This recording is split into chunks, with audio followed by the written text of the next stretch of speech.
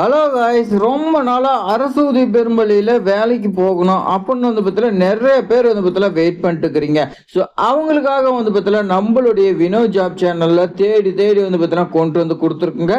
So என்னன்னு பார்த்தீங்களா, அரசு உதவி பெறும் பள்ளியில நிரந்தரமான ஆசிரியர் வேலை வாய்ப்புங்க. அதுவும் முக்கியமான பொறுப்புங்க. அது என்ன பொறுப்புனா, தலைமை ஆசிரியருங்க. தொடக்கப்பள்ளியில தலைமை ஆசிரியருக்கான வேலை வந்திருக்குதுங்க. இதுக்கு என்ன படிச்சிருக்கணும் அப்படின்னு பார்த்தீங்கன்னா, நீங்க எக்ஸ்பீரியன்ஸ் ஒரு 5 இயர்ஸ் நீங்க பிரைவேட்ல ஒர்க் பண்ணியிருந்தீங்களா இந்த ஜாப்க்கு எலிஜிபிளுங்க. அதே மாதிரி அரசு சம்பளம் உங்களுக்கு தலைமை ஆசிரியருக்கு எவ்வளவு கொடுப்பாங்கன்னு உங்களுக்கே தெரியும். ஸோ அந்த மாதிரி உங்களுக்கு சம்பளம் கொடுக்குறாங்க. ஒரு 9 சான்றிதழுங்க. அது என்னென்ன சான்றிதழ்ங்கிறது இந்த வீடியோல சொல்றேங்க. அதே மாதிரி டுடே உங்களுக்கு லக்கி டேங்க. நேரடி நேர்காணல் நடைபெறுதுங்க. நீங்க உடனடியா போங்க, வேலை வாங்கிட்டு வந்துகிட்டே இருங்க.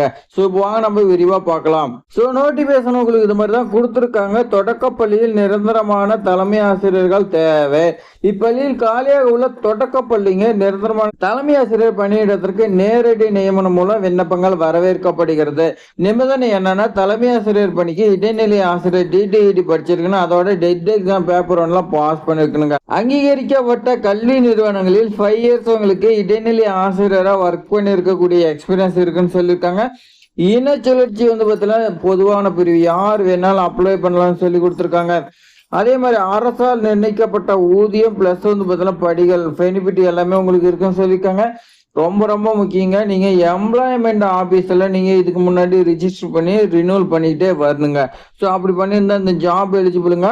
விண்ணப்பம் வந்து சேர வேண்டிய நாளுங்க, கடைசி தேதி 24/7/2026. அந்த தேதிக்குள்ள அவங்க கையால இருக்குன்னு சொல்லி கொடுத்துருக்காங்க.